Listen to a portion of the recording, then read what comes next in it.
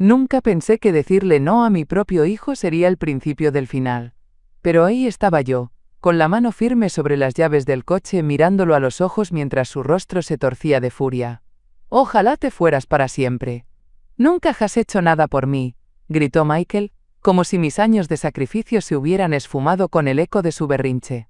No era la primera vez que venía tambaleándose a casa después de una noche de copas, pero sí fue la primera vez que me negué a prestarle el coche. Esa simple palabra, no, cayó como una piedra en un estanque envenenado.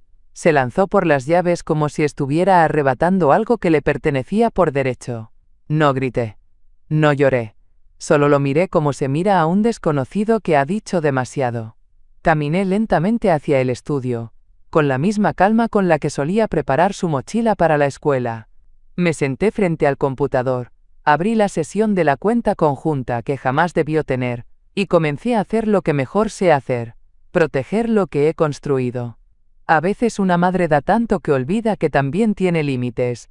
Yo los había olvidado. Hasta ese día. Esa noche no dormí, pero no era por miedo, era por claridad. Algo en mí, algo viejo y cansado, se había roto, sí, pero algo nuevo y firme se había levantado, no con rabia, sino con convicción. A la mañana siguiente, Michael descubriría que su tarjeta ya no servía, que el saldo que pensaba suyo era solo un espejismo, que la mujer que él creía débil era, en realidad, la única razón por la que su vida aún funcionaba. Lo dejé dormir. Que soñara con el poder que ya no tenía. Yo ya estaba despierta. 3 semanas antes del grito, antes del portazo y de la furia desatada, yo estaba saliendo del hospital con una bata arrugada y un corazón que aún latía lento por la anestesia. Había tenido un procedimiento menor, una intervención cardíaca, que aunque rutinaria, traía consigo una carga de susto y vulnerabilidad. Esperaba llegar a casa y encontrar al menos un gesto, una flor, un té caliente. Algo. Pero lo que encontré fue a Michael sentado en mi cocina, devorando una caja de cereal que yo misma había comprado, sin levantar siquiera la vista para darme la bienvenida. ¿Tienes $400?, me preguntó, como quien pide que le alcancen la sal. Ni un «¿Cómo te fue?», ni un «¿Estás bien?». Solo dinero. Siempre dinero. Me dijo que era para unas cosas imprevistas, como si mis años de vida no me hubieran enseñado a traducir sus eufemismos. Cosas imprevistas. Así le llamaba a él a sus apuestas deportivas, a sus cervezas de marca, a sus cenas con amigos que jamás conocí. En ese momento, supe que algo andaba mal, pero no lo quise ver. Pensé que tal vez estaba estresado, que necesitaba orientación. Ilusa de mí. Yo seguía creyendo que era temporal, que solo necesitaba una mano. Lo que necesitaba era una excusa nueva para seguir sacando provecho de la misma fuente. Los días siguientes fueron una repetición. Él aparecía tarde, comía sin preguntar, se encerraba en su cuarto con su teléfono y salía solo para pedirme algo. Nunca ayuda. Siempre algo más. Gasolina, préstamos pequeños, favores con tono exigente. La explosión de aquel día no fue el inicio de nada. Fue el cierre. El sello de una cadena de faltas que yo había permitido por miedo, por culpa o por costumbre. Pero lo que Michael no sabía, lo que nadie en mi vida parecía notar, es que yo estaba empezando a despertar. Y no hay nada más peligroso que una mujer buena que deja de disculparse por vivir con dignidad. La primera vez que ignoró mi cumpleaños pensé que simplemente se le había pasado.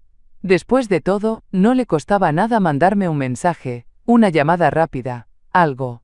Pero no. Ni un feliz cumpleaños, mamá.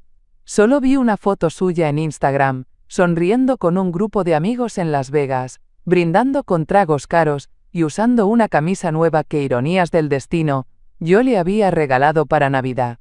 Esa misma noche, mientras calentaba mi sopa en el microondas, escuché por accidente una conversación suya en altavoz. «Estoy exprimiendo a la vieja por todo lo que tiene», le dijo a alguien entre risas. Las palabras me atravesaron el pecho como agujas de hielo. La vieja. Yo. Su madre. La que había vendido sus joyas para pagarle el primer semestre de universidad. La que se levantaba a las 6 a revisar si tenía gas para el coche. La que callaba cuando él regresaba con actitudes de rey sin trono. Quise pensar que era una broma, una exageración de macho tonto. Pero luego llegó la factura del banco. Un cobro de $2.800 por un sistema de sonido de alta gama que jamás había entrado a mi casa. Busqué entre mis tarjetas. Ahí estaba. Mi tarjeta de respaldo, la que solo usaba en emergencias. Él la había guardado, quién sabe desde cuándo, y la usó como si fuera suya. Sin preguntarme. Sin avisarme. Sin vergüenza. Cuando lo confronté se encogió de hombros. Te lo iba a pagar, mamá. Relájate. Como si el problema fuera el dinero. Como si robarle a tu propia madre fuera algo que se resuelve con excusas baratas. Esa noche no dormí. Me quedé mirando el techo, repasando cada gesto que había dejado pasar, cada límite que nunca puse. El problema no era ese cobro. El verdadero problema era que Michael ya no me veía como una persona. Me veía como un cajero automático con corazón. Y eso, estaba a punto de terminar. Michael creía que yo era solo su madre. Una señora con cardigans suaves y una despensa bien surtida. Una mujer retirada que pasaba sus días viendo novelas y esperando llamadas que nunca llegaban. Lo que no sabía, o había decidido olvidar, es que durante 22 años fui directora regional de finanzas para una cadena hotelera. Controlaba presupuestos millonarios, auditaba cuentas complejas, y sabía detectar una transacción fraudulenta a simple vista. Mientras él creía que jugaba ajedrez con una anciana, yo ya había memorizado el tablero entero. Esa mañana, después de ver el cargo por el equipo de sonido, encendí mi vieja laptop, la misma que usaba en mis años de oficina, y comencé a revisar todo. Movimientos bancarios, historiales de tarjetas, accesos a cuentas conjuntas, transferencias sospechosas. En cuestión de horas, había identificado patrones. Cargos duplicados. Compras hechas en horarios imposibles, transferencias a nombres que no reconocía. Ahí fue cuando recordé algo que ni él sabía que aún existía. El panel de administración de la cuenta familiar. Cuando mi esposo falleció, años atrás, yo me convertí en titular única de todos los activos. Pero, por comodidad, y por esa ingenua confianza que da el amor maternal, había dejado una cuenta de respaldo compartida para emergencias. Esa cuenta, por supuesto, tenía límites. O eso creía yo.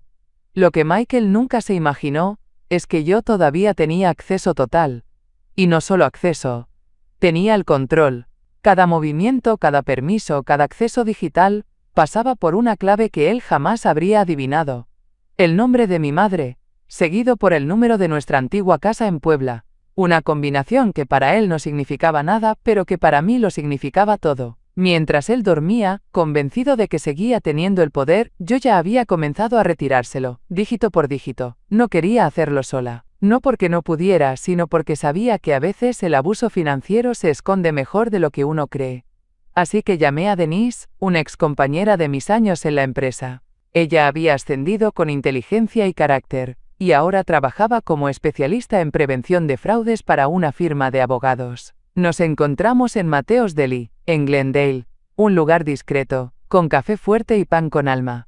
Llevé mi carpeta azul, esa que solo uso cuando la cosa va en serio. Dentro, tenía impresas todas las transferencias recientes, capturas de pantalla, recibos dudosos, y un par de facturas que claramente no eran mías. Le pasé la carpeta sin decir una palabra, y me limité a observar cómo su expresión iba cambiando, de la sorpresa a la indignación. Él no solo está aprovechándose de ti, Dorothy, dijo finalmente, cerrando la carpeta con firmeza. Está dependiendo de ti, y eso te da un poder que aún no has usado. Me apoyé en la silla, sin necesidad de preguntar más. Yo ya lo sabía. Lo había sentido en el cuerpo cada vez que él me miraba, no con afecto, sino con expectativa. Como si yo existiera solo para resolverle la vida. Lo que Denise me ofrecía no era solo apoyo profesional, era perspectiva. Me recordó quién era yo antes de convertirme en la mamá de Michael. Vamos a trazar un plan, continuó. No necesitas pelear, solo necesitas cerrar los grifos, uno por uno. Le con acento agudo del panel de control, de la cuenta conjunta, del acceso administrativo que aún tenía. Ella sonrió. Sabía que eso era una mina de oro, legalmente hablando. Esa tarde, entre cucharadas de sopa y estrategia financiera, comencé a recuperar algo que Michael me había quitado sin darme cuenta. La certeza de que yo no estaba sola. Y mucho menos vencida.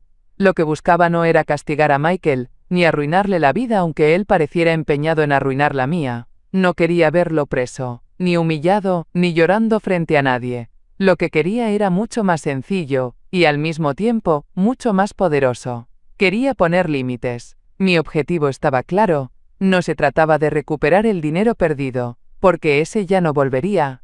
Lo que sí podía hacer era proteger lo que quedaba, blindarlo. Cada cuenta, cada título, cada propiedad debía quedar fuera de su alcance. No por rabia, sino por respeto propio. Porque si yo no me cuidaba, nadie lo haría. Lo primero en la lista era congelar todos los activos conjuntos. Eso incluía la cuenta que usaba como si fuera suya, la tarjeta suplementaria que yo misma había solicitado años atrás, y sobre todo el acceso a la cuenta de ahorro familiar.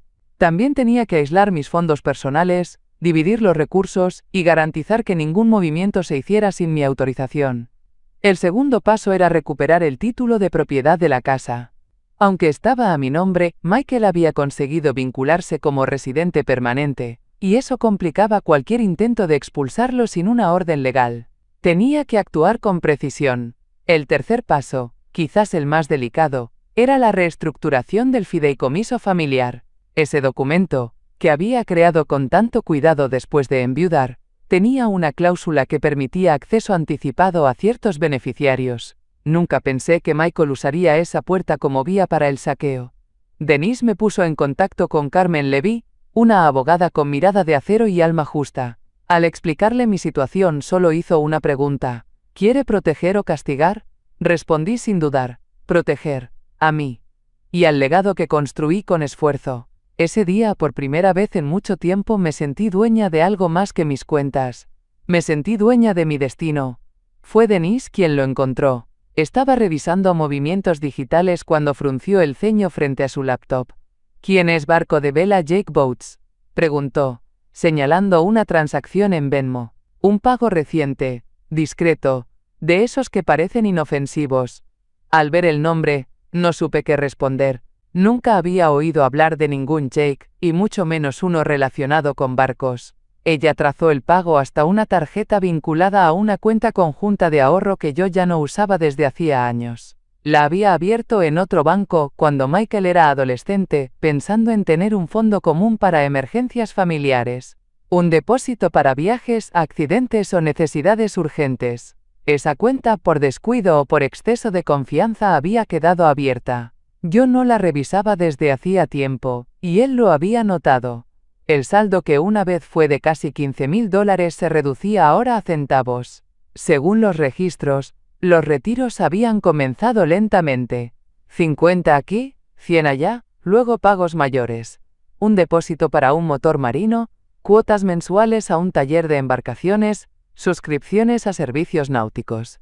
Michael, mi hijo, estaba financiando una afición costosa, una que jamás compartió conmigo, usando el fondo que se suponía debía ayudarnos a todos en caso de necesidad real. Respiré hondo, dejando que el silencio hablara más que cualquier grito. No era el dinero en sí, era la frialdad del acto, la manera en que tejía su telaraña, robando de lo que no era suyo, sin la menor intención de rendir cuentas. Denise me miró con esa mezcla de respeto y pena que solo una mujer curtida puede ofrecer a otra. Aquí tienes tu primer hilo. Tira de él con cuidado, porque no sabes qué más puede salir. Asentí. Ya había comenzado. Ahora lo que necesitaba era paciencia y precisión. Esa noche, después de cenar sola, como ya era costumbre, encendí mi vieja impresora láser y comencé lo que llamo mi Operación Dignidad. Entré al sistema del banco donde aún teníamos cuentas conjuntas, y empecé a bloquear tarjetas, una por una, sin necesidad de notificar a nadie. Dejé activa únicamente mi tarjeta personal, la que siempre llevaba escondida entre los libros de mi estantería, justo en la página 113 de 100 años de soledad. Luego pasé a lo importante: generar el historial de cada movimiento bancario hecho desde enero. Cada retiro, cada depósito sospechoso, cada compra sin justificación. Imprimí todo y lo fui organizando por categorías: uso indebido de tarjetas, transferencias a terceros, compras lujosas. Anoté con bolígrafo rojo cada discrepancia, como en mis viejos días de auditoría. Uno por uno. Fui construyendo un dossier tan detallado que hasta un juez ciego lo entendería. Tenía en mis manos el registro completo de una madre usada como cajero, de una mujer reducida a proveedora, de una persona vista como recurso, y no como ser humano. Al día siguiente, me presenté sin cita en la oficina de Carmen Levy. Le entregué la carpeta sin palabras, y mientras la revisaba, su expresión cambió lentamente de interés a gravedad. Con esto, si es necesario, puedo pedir una orden judicial de protección financiera inmediata, me dijo. Y por primera vez, desde que todo comenzó, sentí algo más que enojo. Sentí respeto. Por mí.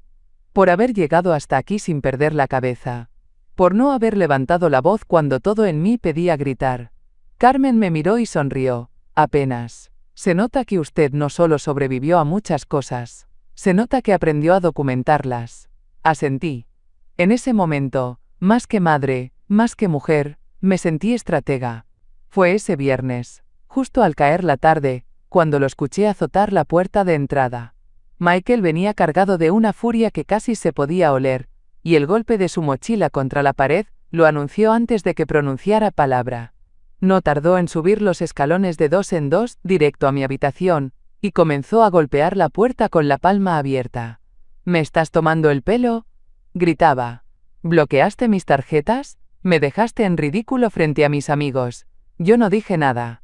Solo apoyé mi espalda contra la puerta, con el teléfono en una mano y el dedo ya listo sobre el botón de llamada rápida. La línea directa a la policía estaba programada como C1 desde hace 2 días.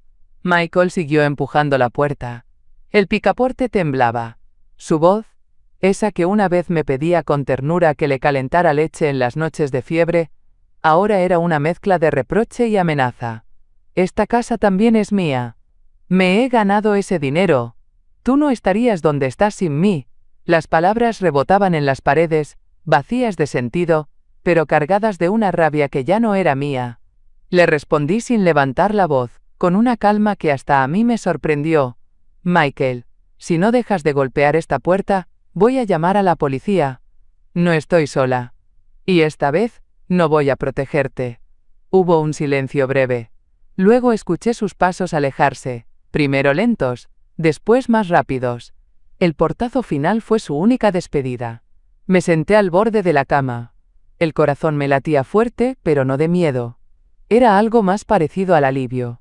Por primera vez, no lo dejé cruzar la línea. No cedí. Y esa victoria, aunque pequeña, valía más que cualquier disculpa que nunca llegó. Pasé el fin de semana organizando documentos como quien prepara un expediente para la corte de la vida. No era solo cuestión de protegerme. Necesitaba tener pruebas. Pruebas que gritaran la verdad aunque él siguiera mintiendo. No bastaba con decir que me robaba. Había que mostrarlo. La primera evidencia apareció en una carpeta vieja que guardaba en el archivo de impuestos. Un formulario de solicitud de título vehicular, supuestamente firmado por mí. La letra era parecida, sí, pero no era mía. Y lo peor, el carro que intentaba poner a su nombre ni siquiera era suyo, era mío. Pagado en efectivo después de la jubilación. Luego vino el historial de pedidos de mi cuenta de Amazon. Una lista interminable de artículos que jamás recibí. Relojes caros, electrónicos, perfumes de lujo. Pero no eran para él. Todo había sido enviado a una dirección que no reconocí al principio, hasta que caí en cuenta. La de su novia. Como si no bastara, encontré un mensaje de voz de la aseguradora. Confirmaban haber recibido una llamada mía, solicitando un reclamo por daños en el vehículo. La grabación estaba en su buzón de voz compartido. La voz era masculina, torpemente disfrazada con un tono agudo, pero inconfundible. Era él. Cada hallazgo era una aguja más en el tejido de traición que él mismo había cosido. Cada hoja impresa era una bofetada silenciosa a mis años de entrega, a cada comida caliente, a cada préstamo sin intereses, a cada noche que me desvelé esperando que llegara bien. Pegué cada documento con clips dorados, no por estética, sino por simbolismo. Como diciendo, aquí está el oro que creíste tuyo, pero que nunca supiste valorar. Y mientras organizaba esa montaña de pruebas, no sentía odio. Sentía claridad. El tipo de claridad que solo llega cuando una mujer deja de rogar amor y empieza a exigir respeto. Creí haber visto todo. Pero una mañana, mientras escaneaba los estados de cuenta más antiguos en busca de irregularidades, encontré algo que me detuvo en seco. El nombre de Paul Stenson aparecía en una transferencia de $4.200. Paul, el asesor financiero que trabajó con mi esposo durante años, incluso después de su muerte. Un hombre serio, reservado, que jamás aceptaba solicitudes sin verificación directa. Sabía que yo no lo había llamado. Pero alguien sí. Llamé a Denise. En menos de una hora, ella ya había conseguido el audio de una llamada que Paul había grabado por protocolo. Y ahí estaba. Sí, esta es Dorothy Parker. Nací el 4 de abril de 1957. Quisiera hacer un retiro anticipado del fondo de pensión. El silencio se apoderó de la sala mientras escuchábamos. Esa voz fingía cordialidad pero era inexperta, nerviosa. No era la mía.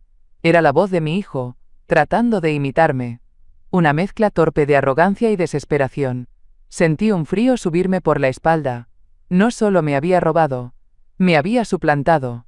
Había utilizado mi identidad para acceder a una cuenta que yo misma había dejado intacta para emergencias mayores. Ni siquiera después de la muerte de mi esposo toqué ese dinero. Lo consideraba parte de un legado, algo que debía cuidarse con respeto. Y él, mi propio hijo, lo había profanado con mentiras baratas. Carmen escuchó el audio sin pestañear. Luego tomó nota, calmada, precisa. Esto no es solo fraude familiar. Es suplantación de identidad. Y es penal. No respondí de inmediato. Me quedé mirando la grabadora como si aún hablara. Porque, en el fondo, esa voz, esa imitación burda de lo que soy, me había hecho entender que Michael ya no era solo un joven irresponsable. Era un hombre que había cruzado todas las líneas. Y lo peor, lo había hecho creyendo que yo nunca me atrevería a detenerlo. Esa noche no dormí. No porque tuviera miedo, sino porque el duelo había llegado, sin aviso ni ceremonia. Me senté al borde de la cama, envuelta en una bata de algodón que aún conservaba el aroma tenue del suavizante que usaba cuando Michael era niño. Ese mismo olor que antes me calmaba, ahora me partía el alma. No lloré por el dinero. Lloré por el niño que me hacía dibujos con crayones y escribía "Te amo, mamá", con letras torcidas. Por el joven que una vez juró protegerme cuando fuera grande. Por ese hijo que ya no estaba. Porque entendí, con toda la crudeza del alma, que lo había perdido hace tiempo. Solo que ahora tenía las pruebas. Ahora era oficial. Encendí una vela, la misma que usaba cuando pedía a Dios fuerza para continuar. La coloqué junto al portarretratos donde aún estábamos los dos en su graduación universitaria. Él con toga, yo con lágrimas. ¡Qué ironía! En esa foto parecíamos una familia. Una familia que ya no existía. El llanto me tomó por sorpresa. No fue suave. Fue un gemido silencioso, contenido, de esos que solo salen cuando el dolor encuentra por fin una rendija. Lloré por todas las veces que callé por no herirlo, por todas las renuncias pequeñas que hice pensando que algún día las agradecería. Lloré por cada centavo entregado, no por obligación sino por amor, por un amor que él convirtió en moneda de cambio. Apagué la vela con un suspiro largo, como quien sella un ciclo que ha dolido demasiado. Y en ese instante entendí que ese hijo, el que me abrazaba con ternura, ya no volvería. Lo que quedaba era un hombre que eligió el abuso, la mentira y la codicia. Y si él había elegido perderme, yo ahora elegía no seguir perdiéndome por él. La idea se me ocurrió una mañana mientras lavaba una taza, como tantas veces antes. Pero esta vez no pensaba en lo que Michael necesitaba, sino en lo que yo merecía. Y lo que merecía era claridad. Con testigos. Con pruebas. Sin gritos. Solo hechos. Le mandé un mensaje breve. Hijo, ¿podrías ayudarme con unos papeles? Me está costando entender algunas cosas del banco. Lo escribí con la misma dulzura que solía usar cuando él era pequeño, y yo fingía no saber abrir un frasco, solo para que él se sintiera útil. Una pequeña manipulación maternal, pero esta vez con un propósito mayor. Lo cité en la sala de conferencias del centro comunitario de Glendale, un lugar que él conocía bien. Le dije que me sentía más cómoda reuniéndonos allí, con espacio para revisar los documentos con calma. Lo que no le dije es que Denise estaría presente, ni que Carmen también asistiría. Tampoco mencioné que el notario del condado ya había confirmado su presencia. Preparé todo con exactitud. Una mesa amplia. Café recién hecho. Sillas cómodas. Y en cada carpeta, una copia de las pruebas, transferencias, registros, la grabación de la llamada a Paul Stenson. Todo perfectamente ordenado, con etiquetas y notas al margen. Mientras el reloj marcaba la hora, acomodé mi cabello. Me puse mi mejor blusa azul, esa que siempre me hacía sentir firme sin perder calidez, y respiré hondo. No era una emboscada. Era una auditoría. Una auditoría emocional, legal y moral. Quería que supiera que no había sido débil, que había observado, documentado y decidido, que detrás de cada silencio, había estado tomando nota.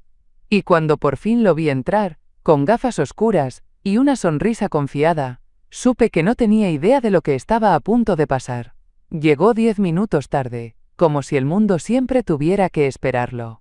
Entró con la chaqueta al hombro, mascarando chicle, y esa manera de caminar que usaba cuando quería parecer relajado, pero que a mí ya no me engañaba.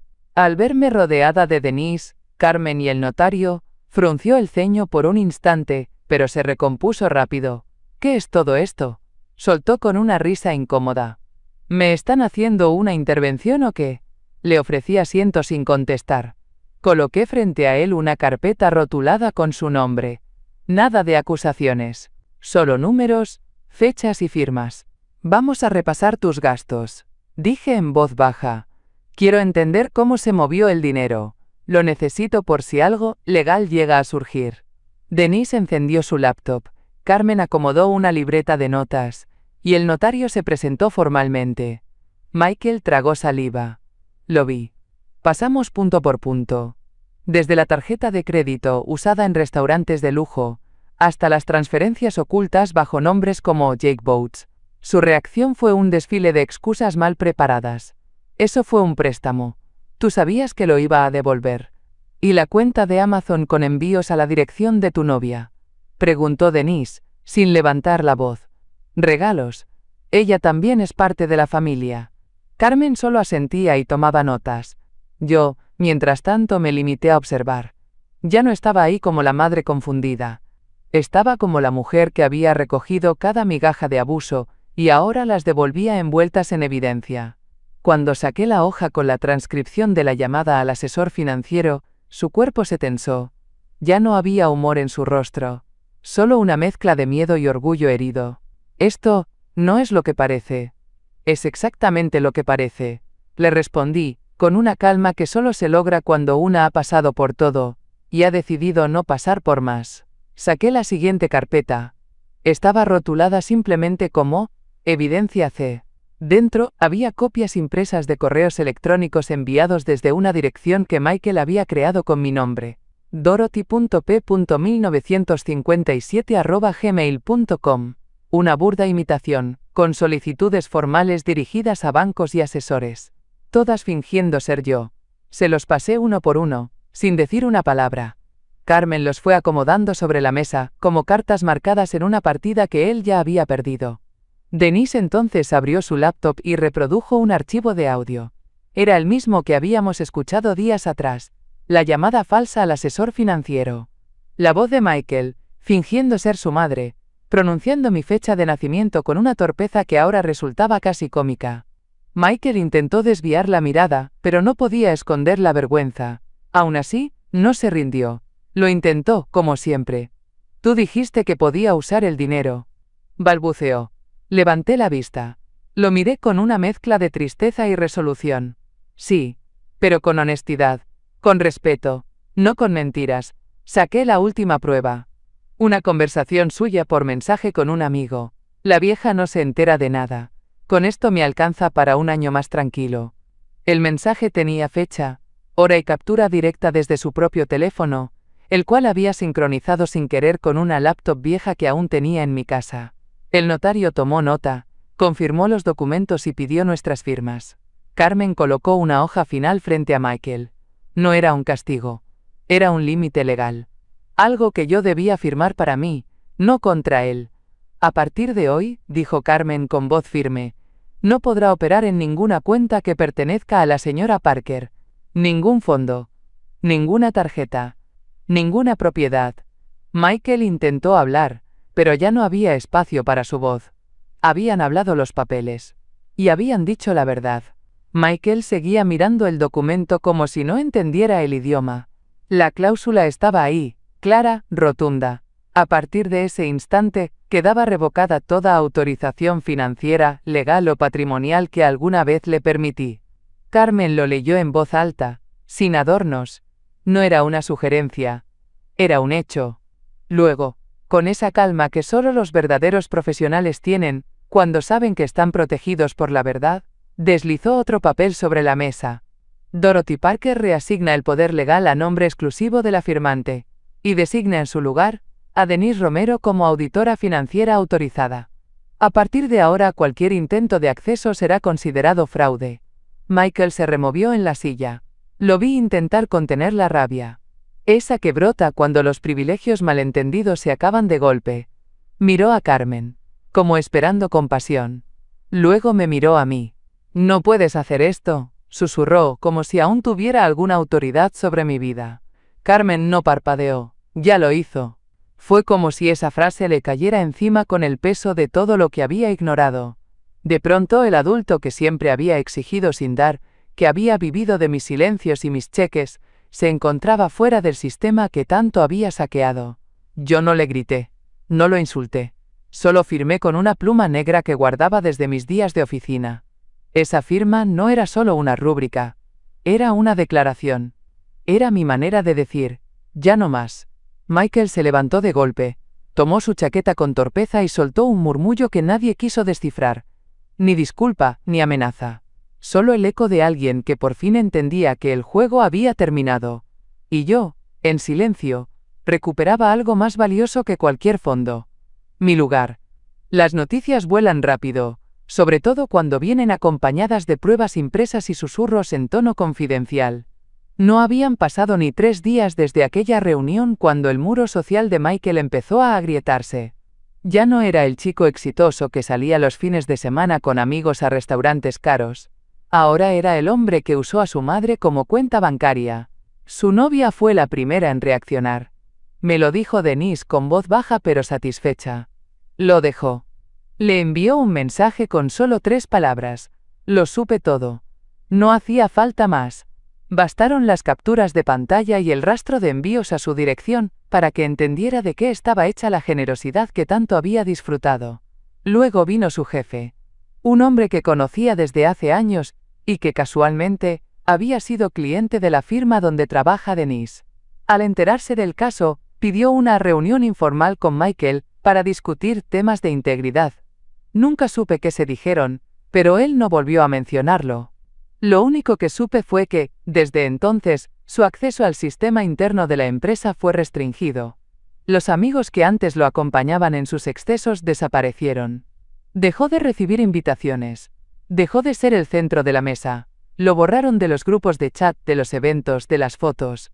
Nadie quería verse asociado con alguien capaz de traicionar así a su propia madre. Michael, fiel a su costumbre, intentó contar su versión. Que yo estaba senil. Que me estaba dejando manipular, que todo fue un malentendido financiero, pero ya era tarde. Demasiadas pruebas, demasiados testigos, demasiadas capturas. Y yo mientras tanto no dije ni una palabra. Porque a veces, la justicia no necesita discurso, solo necesita paciencia. Y la mía después de años por fin estaba rindiendo frutos. La primera señal llegó en un sobre blanco, sin logotipos ni adornos. Carmen me había preparado para este momento, pero aún así, ver el remitente me provocó un leve temblor en las manos. Oficina del fiscal de distrito. Lo abrí con calma. Dentro, una notificación formal anunciaba el inicio de una investigación por abuso financiero hacia una persona mayor. El nombre de Michael figuraba con todas sus letras, sin diminutivos ni excusas. No era una amenaza. Era un hecho legal. Y no había marcha atrás. El informe incluía un listado de documentos presentados por mi abogada, transferencias no autorizadas, suplantación de identidad, uso indebido de fondos y manipulación digital. Todo había sido clasificado, numerado y entregado con la precisión de quien no deja cabos sueltos. Michael recibió la misma notificación. No lo supe por él, por supuesto. Lo supe porque, horas después, me llegó un mensaje desesperado. «Mamá, por favor, ¿podemos hablar?» No respondí. Ya no era su interlocutora. Cualquier palabra suya debía pasar primero por su abogado. A los pocos días, Carmen presentó ante el juzgado una solicitud para modificar de forma permanente el fideicomiso familiar. La petición era clara: excluir a Michael como beneficiario bajo cualquier condición futura. Se adjuntaron las pruebas de abuso y el testimonio de un psicólogo que avaló mi total lucidez mental. La juez firmó la orden en menos de una semana. A partir de ese momento, Michael ya no tenía ningún derecho sobre mis bienes, ni acceso a mis cuentas, ni participación sobre propiedades, ni futuro reclamo sobre la herencia. Nada. El automóvil fue transferido exclusivamente a mi nombre. El seguro actualizado. Las claves bancarias renovadas. Cada línea quedó cerrada con cerrojo legal. Y mientras él comenzaba a enfrentar la realidad de sus actos, yo cerraba el capítulo más doloroso de mi vida, no con venganza, sino con firmeza. Porque una madre puede perdonar muchas cosas, pero nunca debe olvidar protegerse.